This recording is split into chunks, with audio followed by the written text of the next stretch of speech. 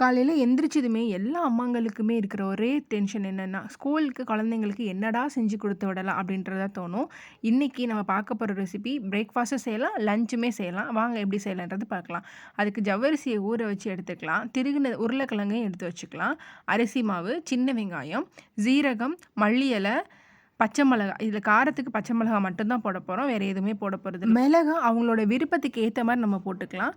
தேவையான அளவுக்கு உப்பு போட்டு நல்லா ஒரு தடவ பெசறி விட்டதுக்கப்புறம், தண்ணி தெளிச்சு கொஞ்சம் பெசறிக்கலாம். ரொம்ப தண்ணியா நம்ம பெசறக்கூடாது. ஓரளவு சப்பாத்தி மாவு இருக்கிற மாரி பெசஞ்சு ரெடி பண்ணி வச்சுட்டு, ஒரு தோசை கல்ல நல்லா காய வச்சு எண்ணெய் விட்டு காஞ்சதுக்கப்புறம், அதில அப்படியே கையாலேயே நம்ம வீட்ல அடை செய்வோம் பார்த்தீங்களா, அந்த மாரியே நம்ம வந்து தட்டி எடுத்துட்டு 2 சைடும் வேக வச்சு எடுத்துக்கலாம். ஒரு 5லேருந்து 6 நிமிஷம் வந்து வேந்தாவே போதும். சூப்பரா நம்மளோட ரெசிபி ரெடி ஆயிடும். இந்த டிஷ் கண்டிப்பா பிரேக்ஃபாஸ்ட்டுக்கும் சூப்பரா இருக்கும். லஞ்சுக்குமே தாராளமா குடுத்து விடலாம். கண்டிப்பா இந்த வீடியோவ எல்லா மம்மிஸும் பாருங்க.